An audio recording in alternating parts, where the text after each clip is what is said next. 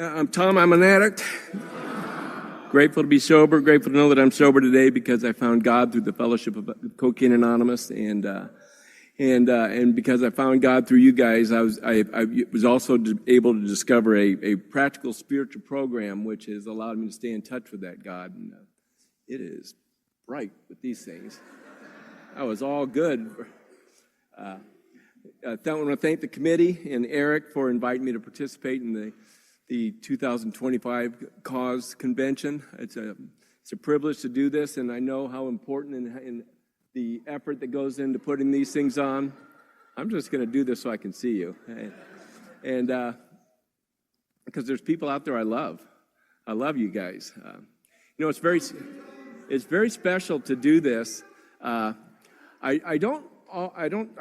speak a lot, but I don't often wear suits. I wear sports coats, and today I put on a suit, and the suit has some programs in it that were for memorials of people.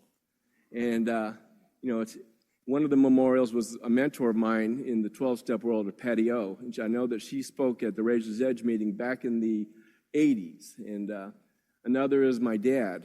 And then another is my old sponsor. I've been sober since September 6, 2001.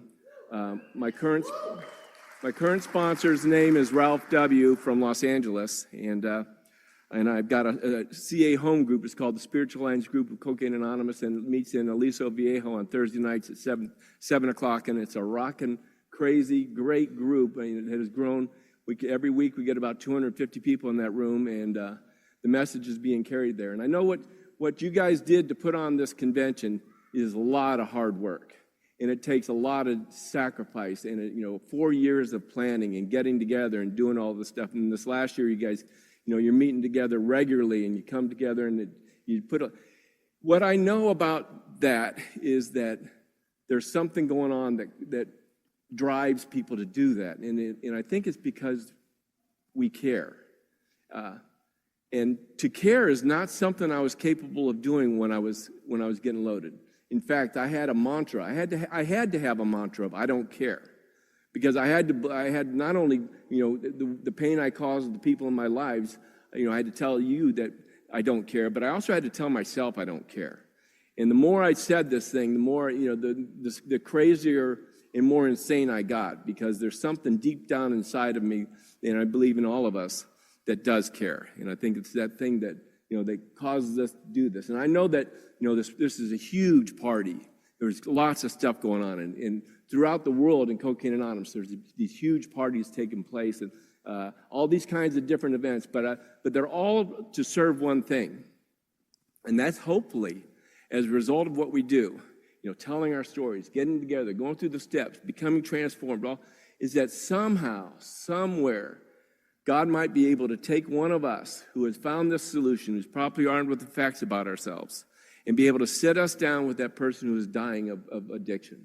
And maybe that when we sit down with that person might be able, through us, God might be able to reach into them and wake up that thing inside of them that does care, that goes to sleep. And, I'm so grateful for Cocaine Anonymous, because this is where my journey began. My journey began in Cocaine Anonymous. My takeaway, I want to tell you my takeaway from the weekend. There's so much, but Lee last night closed with this, and it kind of popped up for me, and that was that life begins with the 12th step. And the theme of the convention is awakening, having had a spiritual awakening as a result of the steps. So life begins with the 12th step, and what I think about when I think about the 12th step is that in the 12 and 12, Bill writes about it. He says that the joy of living is the theme of the 12th step. Actions is key word. He says we practice these principles in all our affairs so that we might achieve emotional sobriety and so that the people around us might achieve emotional sobriety. But then it goes on to say that when the 12th step is seen in its full implication, what we're really talking about is love that's beyond price.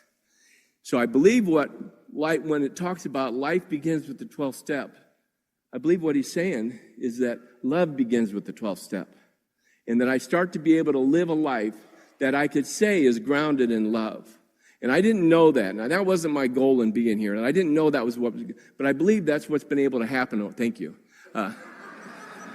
I believe that's what's been able to happen over these, almost 24 years, is I've been able to get grounded in this thing that's this word, love. This doesn't necessarily do service to what we're talking about. I got to you guys, I was almost 44 years old. For 32 years, drugs and alcohol did something for me. And what they did for me blinded me to what they did to me. And what they did to me is easy to describe. I got arrested 48 times. I had 7 DUIs. I spent a couple years in correctional facilities. All the people I loved and cared about in my life had to leave me. They couldn't stay close to me because if you stay close to that kind of destructive behavior, it hurts. It hurts to watch and it hurts to be a part of. And so people have to separate to take care of themselves. And I end up, after almost 32 years of this stuff, alone and in a place where the only solution I could come up with is to try to kill myself. I'll just quickly run through to give you a general idea of what I was like. What I was like is I'll just tell a story because my mom's here, and it's wonderful to have Mom here.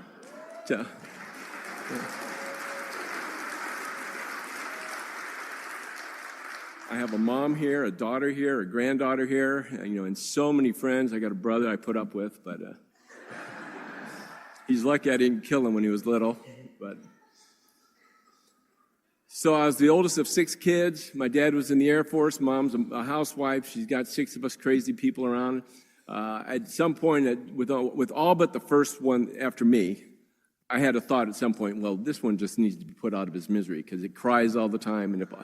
And I could do a great service to this family by putting a pillow over their face and shutting them up. And I never did that. In fact, I believe that thing inside of me helped me to save their lives because they put themselves in a lot of trouble. And anyway, we were in the military, traveling around all the time, and that's an uncomfortable thing, always having to meet new people and be part of that deal. And anyway, we ended up in Chicago in 1967 and 1969 when Dad was assigned to Vietnam. And Dad got assigned to Vietnam as a fighter pilot, and he was flying a F-105. His mission was called the Wild Weasel mission, and about half of those pilots ended up getting shot down and ended up dead, POW or MIA, and we never saw him. And so we're in this little 2-flat apartment living with, on our floor, it's Mom, Nana, and 6 kids, and then below us is 6 kids, and so we're kind of jam-packed there, and we're in Chicago, and this is kind of an era that was, I can see from one thing about these end-of-conference talks is that the people who are sticking around are, we take our time. We're not in a hurry to get anywhere. We're older. The young people are all gone. So you can probably remember what it was like in the 60s. In 1968, Martin Luther King gets assassinated. Robert Kennedy gets assassinated. We're living in Chicago, and there's riots, and there's the conventions that are taking place, and there's fires, and it's I'm delivering newspapers at this time, and so I would get the newspapers brought to the place. I'd have to fold them. So I'm an avid reader. So I'm reading the newspapers as they come in, as I'm folding them, and I'm reading about the peace. And I'm reading about the war in Vietnam, and I know my dad's in Vietnam. I'm the guy that organizes setting up the cassette or the little reel-to-reel that we would do to record everybody when we would send them back and forth. Since I was the oldest, and my instructions when he left was be the man of the house. You can be the strong one. So I'm trying to do all that stuff, and yet I'm starting to get conflicted. I'm starting to get confused, and it's starting to get uncomfortable.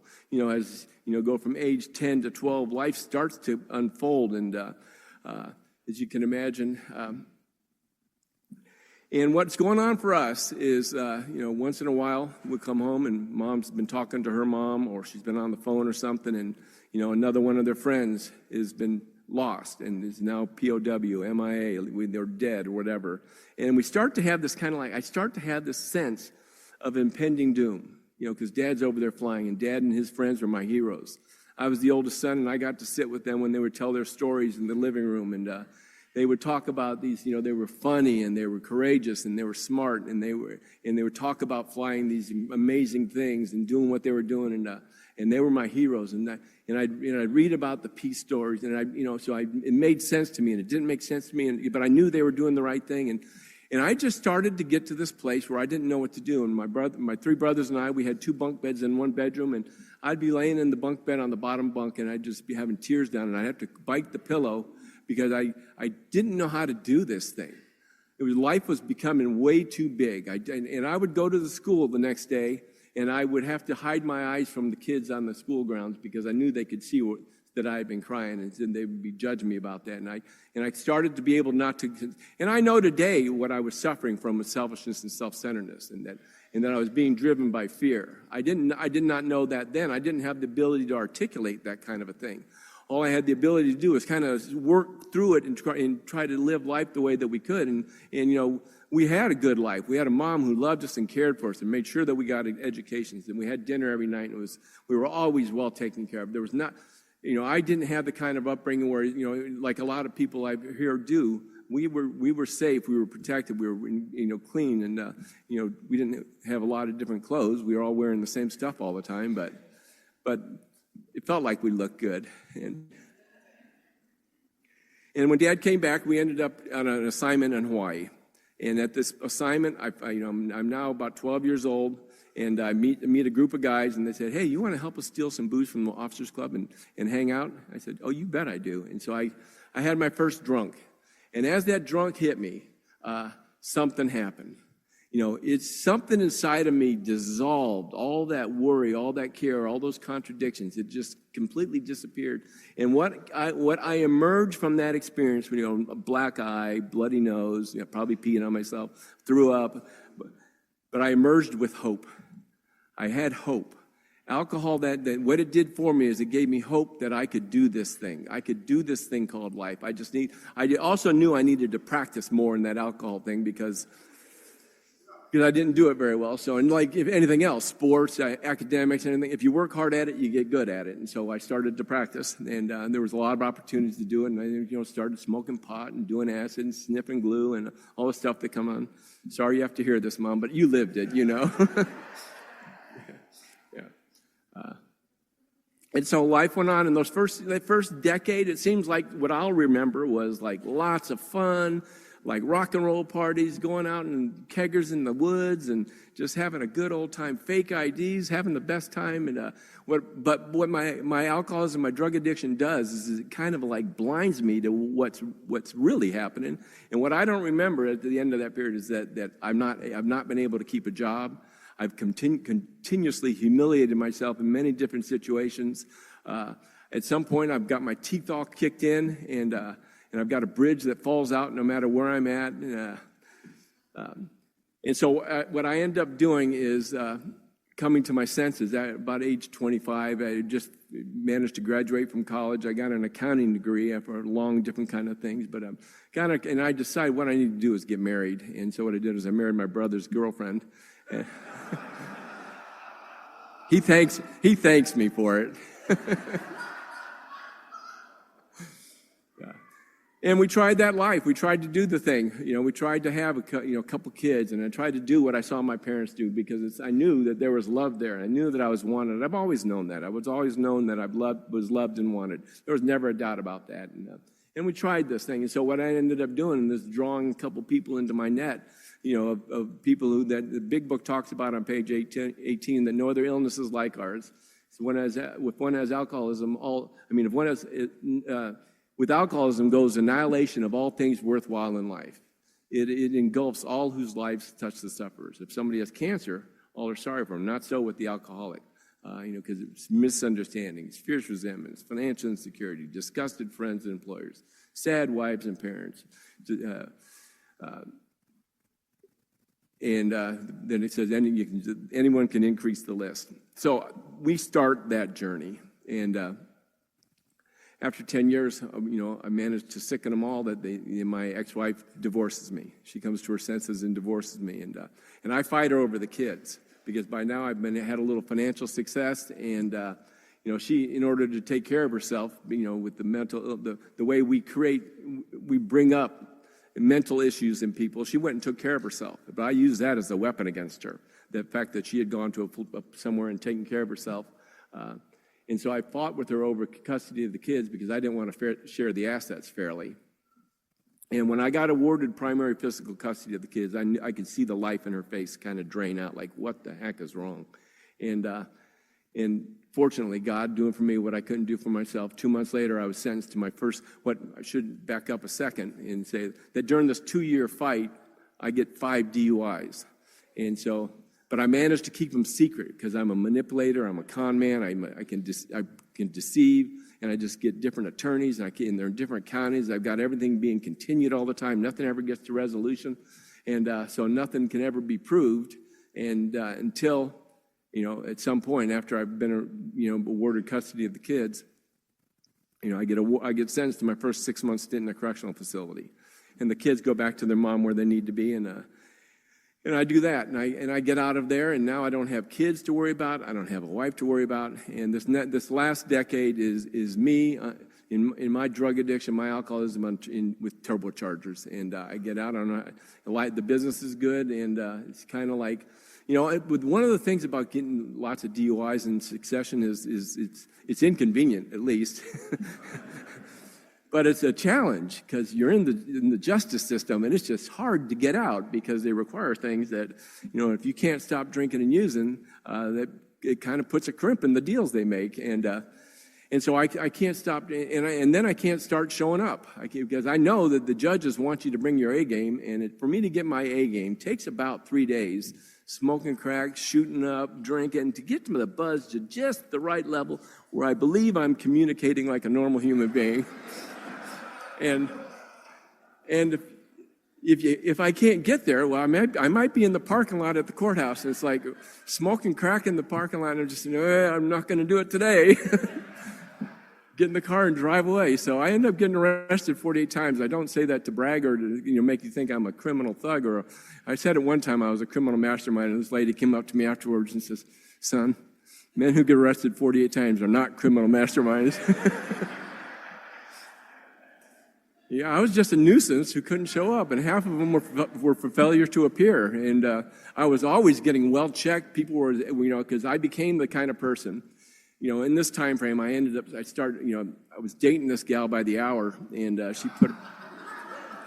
she put a rock on a pipe, and I watched her hit this thing, and then she just transformed. And I said, "What the heck happened?" And she said, "Let me show you." And she showed me, and she talked to me about how the fact that I'd probably stop blacking out. And I said, "Well, that's a good thing." And I had been snorting all the time, but this just took it to a new level. And soon after that, I'm smoking crack and shooting up cocaine on a regular basis. And lo and behold, I get visited by the dead members of the Grateful Dead, and they inform me that I'm going to be reincarnating as Jerry Garcia, and that in this process of reincarnating as Jerry Garcia, it's going to save the world. The world is going to benefit from this thing that's going to happen, and because people are going to see God's miracles taking place in the world. And so I didn't believe him at first because I was a bit cynical. I was not totally out of my mind. So I made him convince me, and over a period of 2 months, what would happen is they'd give me questions. I'd meet them in this trees out in the back of my house, and they'd give me questions, or they'd pose me theoretical ideas, and then I would open a Wall Street. I had a stack of Wall Street journals up in the attic, and I'd go up there and smoke crack and drink vodka, and I'd flip through these things, and I'd find the things I was supposed to do that day. But I also would just randomly open to a page, and there would be the answer to the question that they had asked me. And I'd say, "Oh my God, they might be right because they're giving me these signs." And then I started, because I knew it was a battle of the light versus the darkness, and I was representing the forces of good and the light, that I never could be sure who I was talking to. So I started creating a code on how I could communicate with people, because I always needed to know whose side were you on, So when you would encounter me on the streets of Colorado Springs, I had coded questions that I would ask, and I'll let you know that nobody was on the good side. Nobody could answer the questions properly. And so I start getting arrested, regularly by the authorities, and I get stuck in these 72-hour hold places, and sometimes it turns into 2 weeks, and sometimes you have to go in front of the judge to determine if you're competent enough to go back out into the real world. And so that's my life over this next 10 years. And at one point, I was out. I lived in Colorado Springs near Cheyenne Mountain, and Cheyenne Mountain is an actual mountain that houses a military facility. It's called the NORAD, and the NORAD was a strategic center. It actually is one of the places where they would have the ability to trigger nuclear attacks. And we lived my house was about 10 miles from there. And one night I'm out. I had done a perimeter check. Everything seemed to be in place, and I see a spaceship, and the spaceship comes down and it locks onto this like street light on front of my house. And I had seen the spaceship before, but now it's kind of like it was taking action. And I wasn't sure if it was like refueling or data mining, who knows, because we were not, somebody probably knows, but it wasn't me at the time.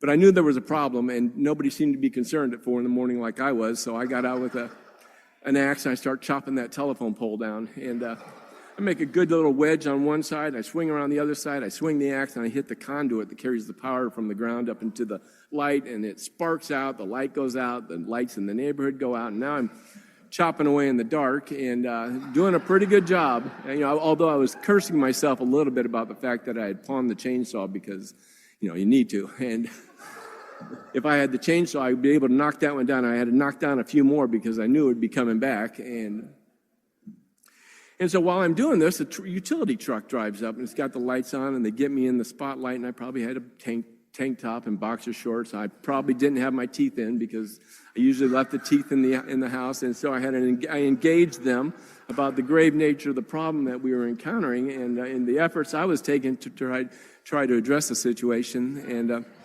well, from that point on, the police came with the utility to my house whenever there was and there was always a situation, cutting off the electricity, turn off the water, turn it back on when I got a little money to turn it on. So there was this thing. So now the police are coming with you, and I've always got a warrant. And so now the utility comes in, and it becomes a vicious cycle. It's so hard to get out of when you're in the justice system. I'll tell this one story and then move on. I'll tell two stories about my daughters. It was one, I don't know if Taryn knows this, but recently my fiance and I sat with my ex-wife and we talked about things. We sat for about 3 hours. We had a wonderful dinner, and Robin was able to open up in a way that she never did before about how I affected her in our marriage. And it was really a powerful experience. But she told me that one of the things that really broke the camel's back for her with me when she decided she had to divorce me was she had gone to a movie with her mom and left me with the kids. And Taryn was 6 at the time. My other daughter, Brycey, was 2 at the time, 8 and 2. And I took them up to the country club, as a good father would, so I could drink. And because at the country club, they could take care of me. And I drank like I did, and I passed out. And Taryn ends up working with the bartender to get us home. So they get us home, but her 2-year-old sister falls and cracks her head.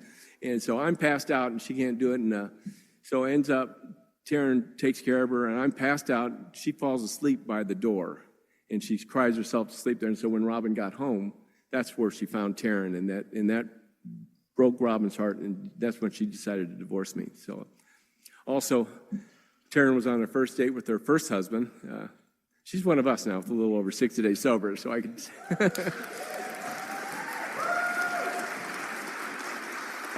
When she was on her first date with her first husband, they came down from her mom's house, but we lived about 1.5 miles apart or so. And there was a disturbance at my house, which was not unusual. Like there were some fire trucks, some ambulances, police, and something going on. She has her date stop, and they come running across it.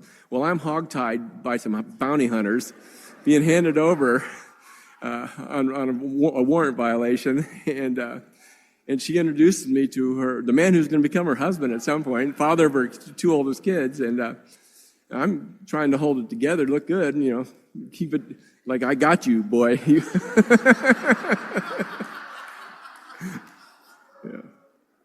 Anyway, yeah, her little sister, when she was 8, I'm in the middle. This is probably 97, 98, couple.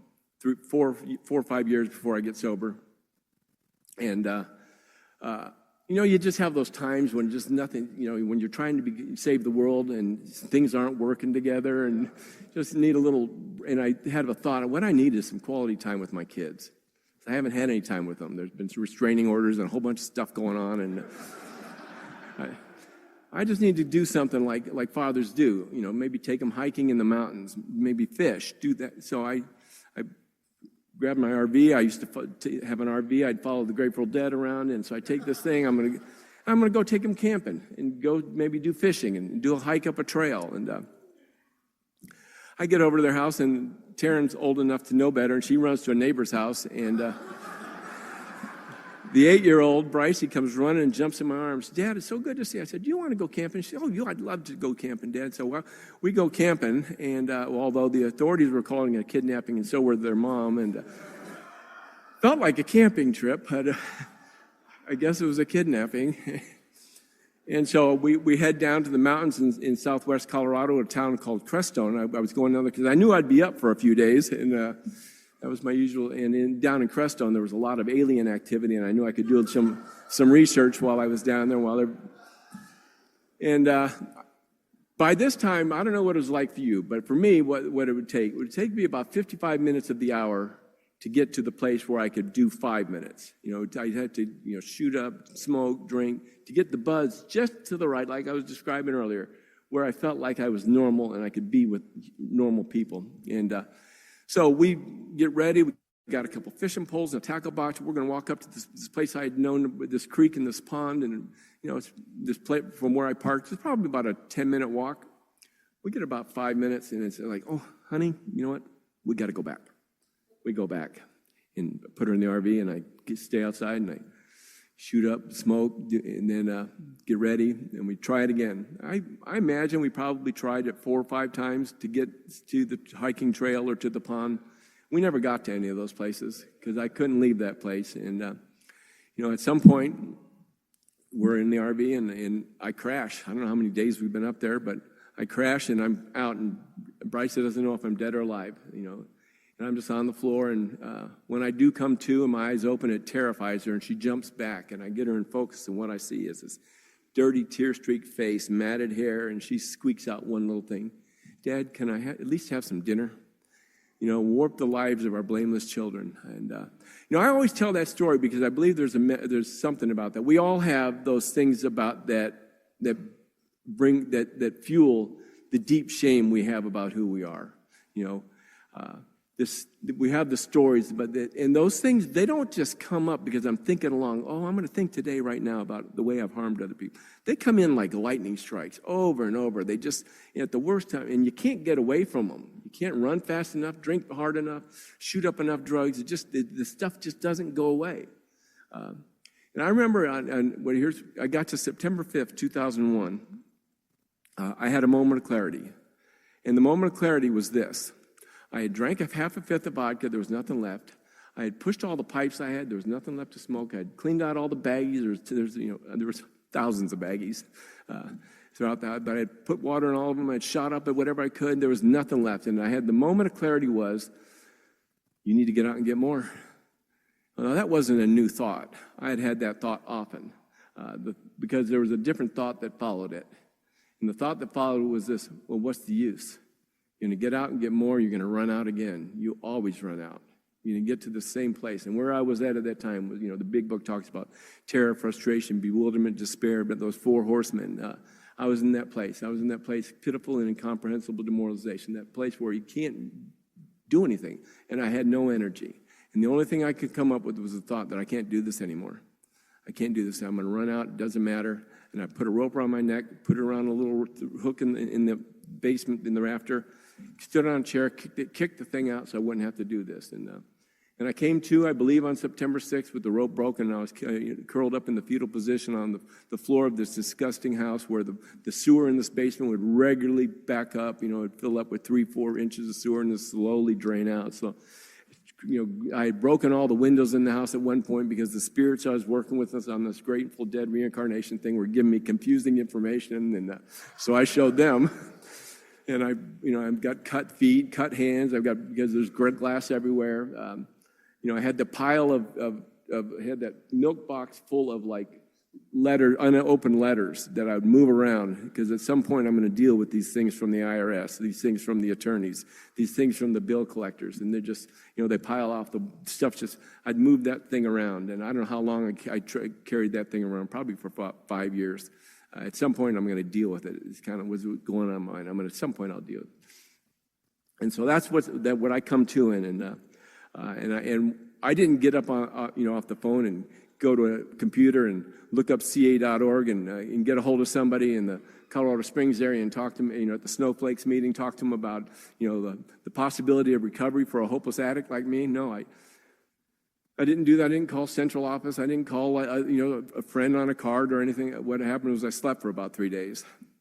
And I got up, I tried to scrounge around for some food. I'm not sure what I found, but I probably found an old burrito or something, and I ate, and then I ended up at my ex-wife's house. They had come on September 11th, and September 11th had happened, and those towers were down, and they hadn't seen me for a long time, and so I ended up with them and their 6 kids. She and her husband had 4 more kids, and I ended up at their house detoxing, and I ended up detoxing at their house for 3 or 4 days, and somewhere along the line, somebody came up with a great idea because they tried to get me into an indigent detox in Colorado Springs that I'd gone to many times, and it was full. The places in Denver were full. There were no beds available, and they came up with this idea to put me this place down in Chandler, Arizona. My brother Denny had gone through that 4 years prior to that. And so I end up down there in Chandler, Arizona, and I get brought into this place where I'm now about 8 days sober when I get there, or 8 days abstinent from drugs and alcohol, nothing in my body. I'm a mess. I can barely communicate. I can barely understand what's going on. I've been doing this stuff for so long, I can't even think. But I get brought into there, and a couple things happen. Is they told me about how this process was going to work. They gave me some rules, and they told me how things were going to work. I'm going to be going to meetings every day. They're going to put me in touch with what they call a spiritual advisor, and kind of becomes a temporary counselor, a temporary sponsor. And my guy was named John L. He was 27 years sober at the time. And John puts me in a little room with him, myself, and 2 other ladies, and he asked me why I'm there. And I'm to describe, well, I'm reincarnating as Jerry Garcia, and it's not going very well. And the world's in big. He goes, man, you are full of shit. And he hurt my feelings and told me to sit so me and my hurt feelings are sitting over on the side, and he asked the next lady why she was there, and she describes finding her dad dead on her basement floor when she was 13. And it got my attention, like, whoa. And she described what it was like, her relationship with her dad. And then she described the next 39 years of her life, what had brought her to the same place that I was sitting in the same condition. And she described the life of an alcoholic, drug-addicted woman, beginning her life with hopes and dreams and future, and meeting a man of her dreams, having a career, having kids, having this beautiful life in San Diego with a beautiful house, but she's also an alcoholic, and she describes what happens in her alcoholism and her drug addiction, and how she ends up losing the husband, how she ends up losing the kids, then she loses the career, then she loses the house, and she describes her life as a homeless woman on the streets of San Diego, doing whatever she can do to get the next drink or the first drink or the next hit or the first hit, and she describes that horrific life. I had experienced it, but I never really thought about it in terms of humanity, that there was actually another human being that was suffering, because anybody in my life was an object. Even my kids at the time, they existed solely to bring me pleasure. They needed to be a certain way, and then everybody in my life was an object, because selfish, self-centered people can't experience life any other way. Anything that comes into my orbit, I evaluate based on whether I can use it or not. And I heard humanity. I experienced humanity as she described her story. And her humanity, her brokenness, touched my brokenness. And something happened for me, because in the midst of listening to her, I became aware of something. God gave me an awareness. I don't believe I had the power to create the awareness. I believe this stuff is all coming by grace. And in early days, that grace is all I can have, because I don't have anything left. It's all gone.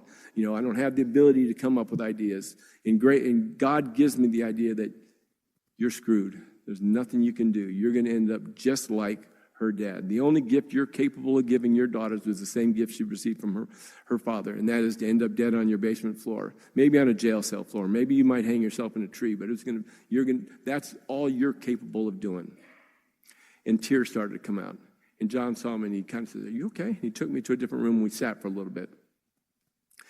That afternoon, in the midst of sitting with John, somehow a prayer was given to me, and the prayer came inside of me, and it came up like, "God, I don't know what to do. I need your help." I know I didn't have the virtue or the courage to come up with that prayer. I believe the prayer was given. And then in the midst of the prayer, I became aware of the praying. And in the praying, it's like, that is so true. And my heart affirmed the truth of the prayer that was given to me. That afternoon, a man came to the facility. His name's Doug G. And I was sitting with two other men, and he said, "Does anybody want to go to a men's meeting with me?" And I raised my hand for some reason along with these two men. I got in Doug's car, and we went to a meeting of what's called the East Valley Men's Group on a Thursday night in Tempe, Arizona.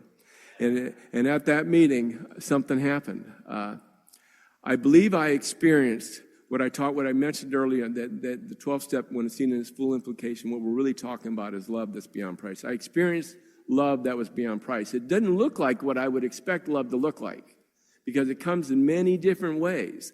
And I believe how I first experienced love in that meeting was a different kind of a kindness. Like, I knew, I had a deep down sense that they wanted me and the guys that I was with to be there. And that they actually went out of their way to make sure that we were there. And not only did they want us to be there, that they knew that there was nothing they could get from us. So they didn't want us there to get something from us. There was and that I also had the sense that they wanted to be there. There seemed to be a connection between them that was, as I watched in the midst of my haze, that there was something going on. And I believe what I first experienced was kind of a kindness. The next thing I started to experience as I was going to meetings every day, and it's just starting to develop this process, is that you guys have a wisdom. You guys have a wisdom that comes from a place that's unreachable. And yet somehow you're able to communicate it in a way that it goes deep into me. Your message, what you have to say, has depth and weight. And it's not like there's a specific formula, because I believe it's coming from a place that God is sourcing. And so I started to experience, because you guys would say things, and you would say things that made so much sense to me. Like, you would say something, and I already knew it was true. I remember hearing about this, if you don't take the first drink, you won't get drunk. And at first I wrestled with that. Well, no, that's not true. I get drunk on the 13th drink, I believe. 12th, 13th, I don't know, somewhere around there. But as you guys described, gave more information, and I started to get engaged with the Big Book, and I started to have, some experience with the sponsor, and I was just around this thing. I can't point at any one thing. It's all of this stuff, because it's a comprehensive situation we're dealing with. Comprehensive body, mind, spirit problem, comprehensive body, mind, spirit solution. And yet, so it involves, this process of, what Bill would call this crude psychology we use as the steps. But, I don't necessarily believe it's a crude psychology, because it does some profound things. Because as I go through the steps of, I remember, so I left that meeting, went back to the facility, slept. That was crazy, that I put my head on the pillow and slept, because that hadn't happened without substances for years, probably since I was 5 or 6 years old. And when I woke up in the morning, I was saying, wow, that is wild. What happened? And then the following Saturday, a man named Terry M. came into the facility. And he came in, he was wearing a sports coat, a tie. It was September in Chandler, Arizona, like probably 115 degrees. And I'm thinking, what's wrong with this guy? Because now I've got about 10 days sober, and I start thinking right away, I wonder how much he's getting paid to come talk to us losers. I did a quick math. There's like 36 people, $20 a head. He's getting over $700 to come talk to us. What a scam this is. I'm starting to put things back together. Ego's rebuilding. Fear's starting to drive the show again. And Terry gets up there and goes, "Hi, I'm a drug addict. If you're out there wondering how much I'm getting paid for this, I'm probably here to talk to you." And I said, "Shit, he's reading my mind." And I was still psychotic, and I knew he was reading my mind, so I paid attention. And he told his story. He talked, and if you know Terry's story, it's funny, it's dramatic, it's sad. There's all this stuff going on. And he took me through that whole thing, and I'm right with him. And yet I knew there was something about him. I knew there was something about all you guys. There was something about it. And something developed inside of me. Grace gave me the idea, the sense that they've got something going on. And maybe it was the sparkle in your eyes. I don't know. Maybe it was the way you smiled authentically. Maybe it was, whatever it was, my heart recognized it, and it told my mind, You want what that is, whatever it is. And as Terry was telling his story, the thought came to me, if I did what he's talking about, I might get that. I'm just at day 10, and I didn't know what he was talking about was, Big Book of Alcoholics Anonymous, sponsorship, service commitments, active, spiritual progress. I had no idea. I had no way to identify with that stuff. All I had was a sense that there might be something going on here. And God, grace moved me another inch, another day forward. And I believe that's this whole program. The 12 and 12 talks about it. Humility is the foundation principle of all the steps. Humility is just this sense that I'm not the source. I'm not the cause. I'm not the reason. But I am a participant. And the source, the cause, the reason needs us here. I know something about God's will today. God's will for me is to be right here. My guess is, since we are here right now, God's will for all you is to be right where we're at. My guess is for all the people that have been at this convention who are moving on to the next day of their lives, that God's will is for them wherever it is that they should be. And I start to get in, early days of wrestling with God's will was a big thing because, God's will for me was what's going to happen. What's going to happen?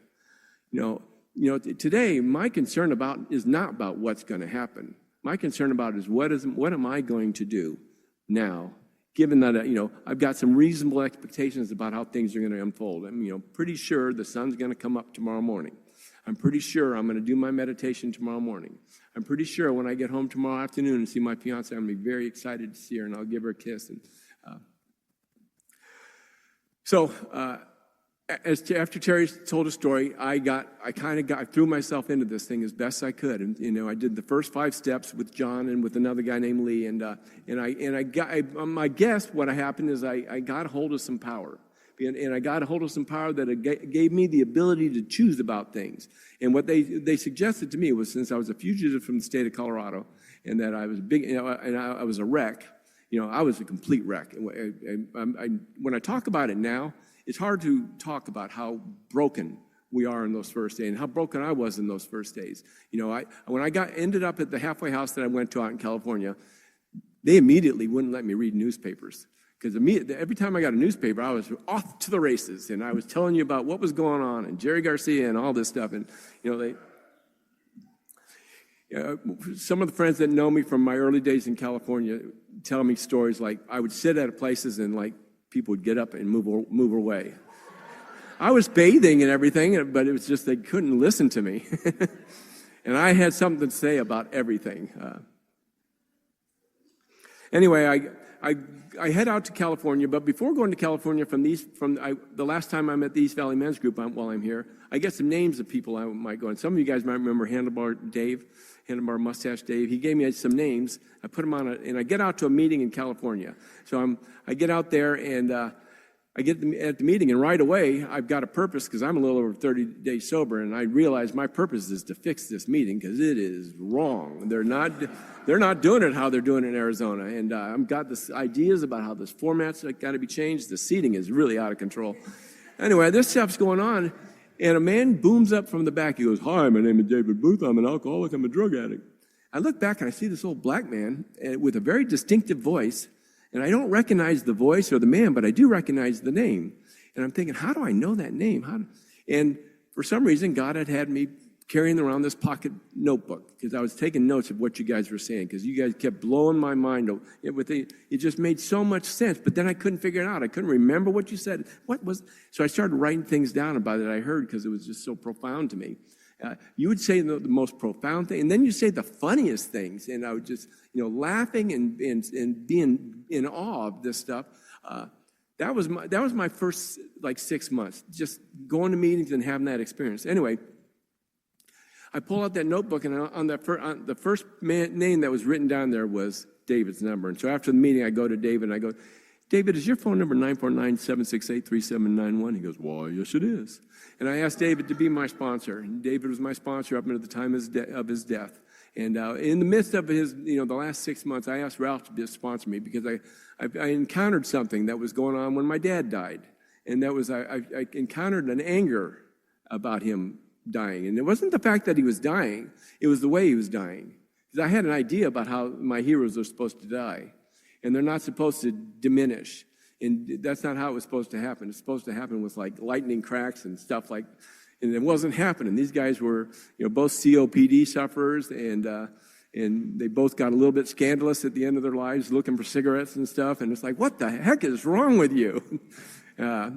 And I had to deal with that with a meditation. It came up, call Ralph. Ralph was the guy you need to talk to. And I called Ralph, and we talked about it. And as we went through the process, discovered it's not abandonment. It was just a new level of selfishness about how, my story about how life is supposed to work. And that's my selfishness. And anyway, David took me through the steps immediately. He got me into service, got me involved. And at 60 days, I remember getting a 60-day chip, and I got the opportunity to see my daughter. My ex-wife and her husband were in San Diego, and they were going to pick me up, take me to Disneyland and see Taryn, and we're going to spend the day together. But I'm in this halfway house, and I've got a curfew and all this stuff. And so we've got it all planned out, and it's all good. And, I opened the door when my ex-wife and her husband show up, and she just starts crying. I said, holy cow, what's wrong? I get the 60-day chip, and I give it to her. I didn't know that what she was reacting to was that she was seeing like a completely different person at 60 days. I couldn't see myself, but that was, and then when she told me about it later, and she told me what had happened to her, it kind of like, well, no kidding, really, that's interesting.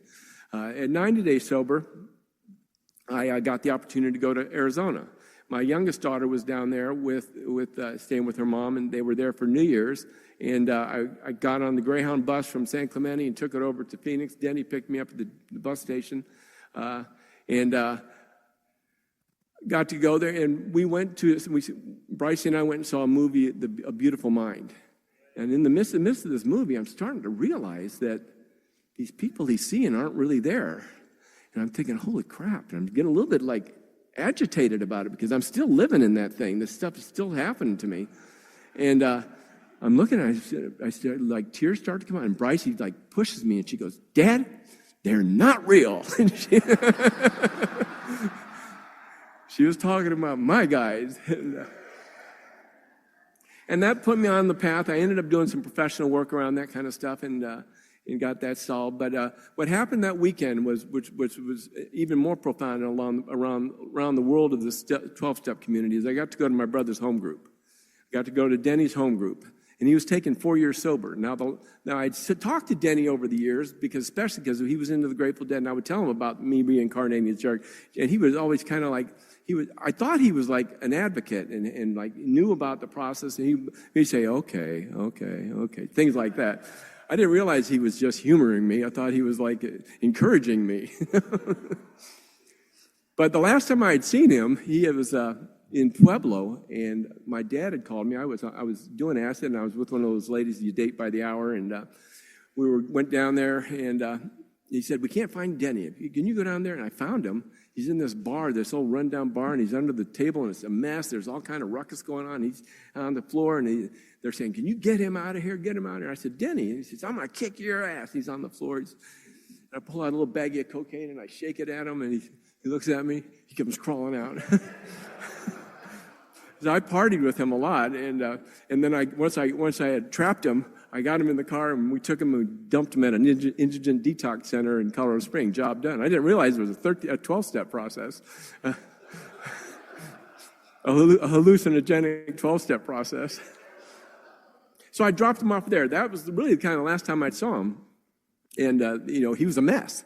He was really a mess, and I went to his home group and get to see him take his 4-year cake and get up there, and he talks for like 20 minutes at the mic, at the podium there, and it blew me away because I had seen this kid since he was born, and I had partied with him, and it blew me away at 90 days to see that this person something had happened to him. And I knew that what had happened to him based on what he was talking about was the same thing that I was trying to accomplish. And at 90 days, God did for me, again, what I couldn't do for myself and gave me an encouragement through the example of another person. And that has always been my experience here. And that's why it's so important, I think, that we pay attention to the unity principles in all areas of them, because we have to be together. I have to be with you. And our unity traditions, our unity principles are profound. They are, Bill wrote, he says that our unity is our greatest gift. Not recovery, but our unity. That is the thing. So I need to be aware of that stuff. And unity is where love exists. Love doesn't exist because I can do some altruistic things, although that's part of it. Unity exists in this community that we have. And I'm always trying to be careful about patting myself on the back or patting ourselves on the back too much, because I have to remember that this isn't our deal. We're doing this for a power greater than ourselves. We're doing this for God. The absolute certainty that God has entered our lives, our hearts and lives in a way that is indeed miraculous. So it's important to acknowledge that we're doing good, but we have to be careful about not, Bill even wrote that. It's better that we let others recommend us. So I think it's really important that we be careful in that world. At 6 months sober, what ended up happening is I've done all the work with my sponsor. I've been going to 3 meetings a day. I'm going to this promises meeting. I'm hearing about stuff. And how free do you want to be? How free do you want? I want to be free. And I know I'm not free because I'm a fugitive. And I've got 5 warrants from the state of Colorado. I've got DUI 6 and 7. I've got 3 felony possession charges, felony possession, intent to distribute, all this kind of stuff. They piled up. And you know the way it is.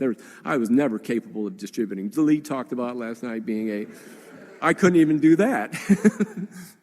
Yeah, I remember my first key, and it just didn't last. Never saw another person. Anyway, I turn myself in. I go to the state of Colorado. I clean all that stuff, and I get out after a period of time. They lock me up in a maximum security facility. God shows up there, does for me what I can't do for myself, and I come back out to you guys, and I'm on fire for what this thing does. And I came back, and God had transformed me and put me in a way that I could be useful. And I started to do that stuff. And in 2005, I went on the board of the World Service Office. Earl was there. He was one of the trustees, and I became a treasurer for the World Service Office. I did that for about 4 years, and some, they moved me forward as I was the chair of the World Service Office. And I became a delegate after I completed that term. I was a delegate. I was also, before I was a delegate, I was involved with the Literature Committee. I was the chair of the Literature Committee, and so I was involved with putting together literature, and I got very involved with Cocaine Anonymous, and it became my life. I didn't really ever go back to work. I just kind of started doing this stuff, and it felt like a full-time thing. And then at some point, I became a trustee in 2016 and did that through COVID. In 2021, rotated off, and today I'm a grounded member of my home group. And I try to be an elder statesman in that way. And I try to recognize that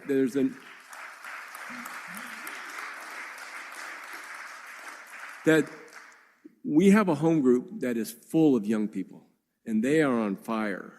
And my job is to keep the wolves away from them, because we've got old timers that will come in and will scare them about the way that they're doing things. And so my job is simply to, be there as someone who can say, well, yeah, that's possible, but, we have a group conscience, and our group conscience includes all of us. And so this group it started in COVID and is boomed. I mean, we've had a difficult time holding down locations, as you can imagine, because we've got crazy people.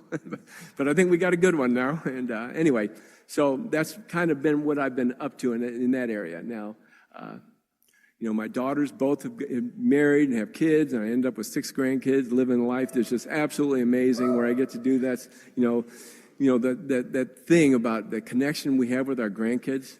I think it's special because we share a common enemy, and the kids don't like to hear that, but it's true. So I make a point of calling my grandkids whenever I can and telling them the latest grandpa jokes I've heard, and I won't share any with you because I don't want to give away my material. And so life, 2021, I started this, I'm fully rotated through the service structure. I'm fully grounded in the recovery principles. I've been meditating every day. Once I turned myself into the state of Colorado and I got locked up in maximum security, I started a meditation practice. And I was meditating 5 times a day, and I continue to meditate twice a day. And I became really spiritually grounded in this thing and started going to lots of retreats and really exploring. I ended up going back into a graduate program. I was working on got a master's degree in mythological studies studies because I saw there was something about our 12-step world, that there's something special going on here. Bill wrote about it, in the big book. He says, instead of regarding ourselves as intelligent agents, spearheads in the vanguard of God's ever-advancing creation, he used it in a throwaway way there, because it was in the We Agnostics chapter. Because it says we agnostics and atheists.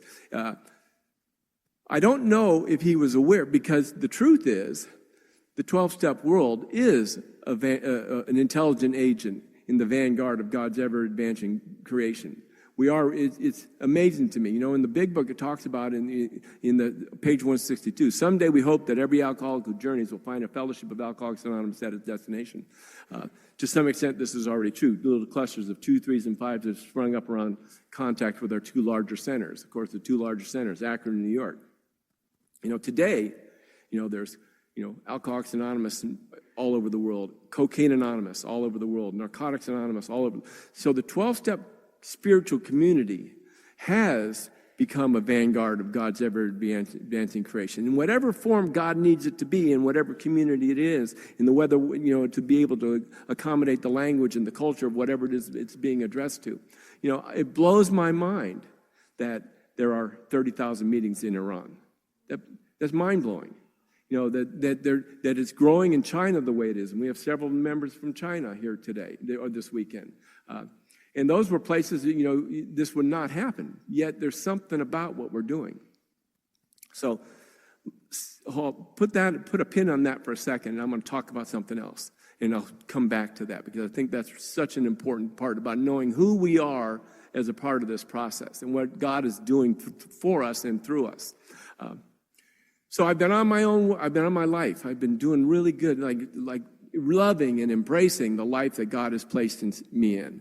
And, this thing of being of service and being able to be part of our fellowship, knowing everywhere I go, I've got like this incredibly deep group of, my experience has been not only making friends, I've always been able to make friends. My friend, the profound thing about this is the way that the relationships have deepened and grown. I've never been able to keep relationships. I always screwed things up, but because of Cocaine Anonymous and the 12-step process of recovery, who I am diminishes so that you become more for me. Anyway, so I've got this life where I've got friends all over the place. I can go play golf, and I was pretty happy with this. There's always a thing in the back of your life, in your head about I wonder if I should be in a relationship. But I didn't ever dwell on that. In fact, the first 11 years of my sobriety, I was celibate. I didn't date, and I was celibate. It was not by choice, but, it began because, early sobriety, I heard somebody say, if you're sick, all you have to contribute to a relationship is your sickness, and then you're going to just be creating more sickness. And I knew how sick I was, and so I consciously didn't be in relationships for the first couple of years. It also helped I got locked up in a maximum security ward, and I really didn't want to be in a relationship there, and God took care of that for me. And I remember I was at a retreat at St. Andrews in Valiermo, and I'm at this retreat, and they do a little men's thing, they do a women's thing, and the men are talking, and somehow the idea of sex comes up, and so I haven't had sex for 6 months. I haven't had sex and it just hit me. You haven't had sex for 7 years. What the heck? And it's kind of like dawned on me that, for some reason, God had removed that issue from me, and it allowed me to focus on this. So here I am, I'm coming up over 20 years sober, and life has been good. I've been having a really good life. And last year I spoke at a meeting, and at this meeting, I saw a friend. Last time I'd seen her was at her husband's funeral. And I hugged her. I said, "Oh, my God, you look great." And she hugged me. And after the meeting, a mutual friend of ours came up to her and says, "Duffy has a crush on you. You should call her." I said, "Duffy? I love Duffy. What are you talking about?" Well, Duffy did not have a crush on me. She lied. But I called her. And we got connected, and immediately, in fact, I know that it was that when she said that, when the words came out of me, "Well, I love Duffy," something happened in my heart that I knew I loved Duffy. And a new chamber, it's like God had opened. We went to lunch, and we sat on the same side of the lunch table. We didn't even eat our lunch. We just talked. And it's kind of like God had unlocked the combination to a new chamber of my heart. I didn't know it existed. And it opened. And I began a new journey. And as this journey unfolded, at some point I said to her, would you ever get married again? She said, oh, yeah, to you.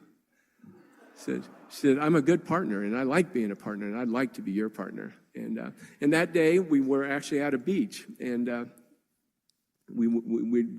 she loves the ocean. I've been in the ocean 10 times since I moved to California, but I've been in the ocean 10 times since I met her now. The only time I would ever go was when my grandchildren visited me. And so we're sitting at the beach, and the same day I'd asked her about that, and then this plane flies by near Laguna Beach, and they pull these banners, and they do it all the time, but this wasn't an advertisement.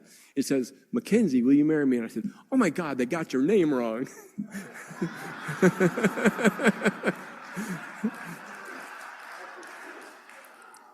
And next Saturday, we're getting married.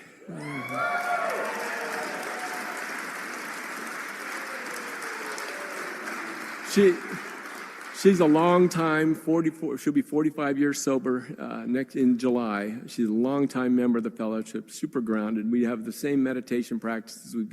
We read the same things. It's all crazy. And when I asked if I could ask her at a place that was special to both of us, because we each go to a retreat every year at a place in Malibu. It's called the Serra Retreat Center, this beautiful Franciscan retreat center. And there's a bluff that goes out on these, overlooks the ocean, and it's just a beautiful spot. And I was at a retreat. She was co-chairing a convention for AA, and I asked her, and we were on our way after this to go to a conference, a spiritual conference in Santa Barbara.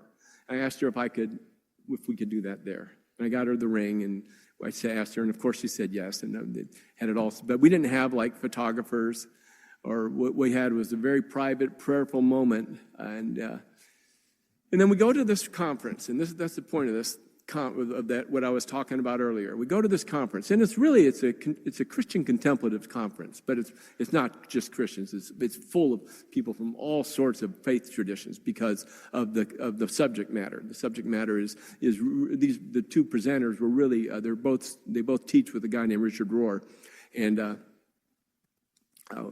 one's name's James Finley, and the other is Mirabai Starr. If you get a chance to look up their stuff, it's profound. Anyway. James Finley is amazing. I've been doing his meditation workshops for years. He does them in Santa Monica, and he's a trauma therapist, and his wife was a longtime AA member, so he's very engaged in the 12-step world. And he keeps making references through the conference to 12 steps about different things. And, what ends up, there's probably 30 tables, 10 people at a table, and we would just alternate tables. And at every table, it seems like there was friends of Bill. It's interesting. It wasn't an AA or, wasn't a 12-step conference. But that was what was participating. And at some point, he says this. He goes, if you're part of a 12-step community, trust this. Trust that you're standing in a lineage of unfolding wisdom. And I thought, wow, interesting. That was from what I would consider a modern-day mystic. He studied with Thomas Merton at Gethsemane. This guy is like, you read his stuff, and you'd be just blown away.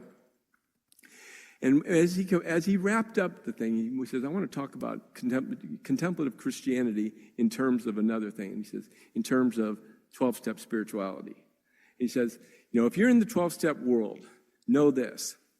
It's like you are both in a hospice and a maternity ward. He says that you have a job. Your job there is to provide loving care for those, because for those people who come in here new, something has to die in order for something new to be born. We know that. We know. And so as hospice workers, what we do is we're the ones that are there in assisting, being part of that death process, moving that soul into the next level. And as the maternity ward, we are there birthing that new life that's coming into this thing. So, I am so grateful to be a member of Alcoholics Anonymous, Cocaine Anonymous. Those are the two that I'm a part of. I don't do the family stuff, but it's encouraged that I should. The family members demonstrate it. But I'm so grateful to Cocaine Anonymous because I came in here September of 2001, and I felt welcome. I felt welcome because of the structure that we've created here, this thing that encourages us to be the triage, to get people to come in here, discover what's wrong with them, and do the work necessary. And I love you guys so much. Thank you for my sobriety.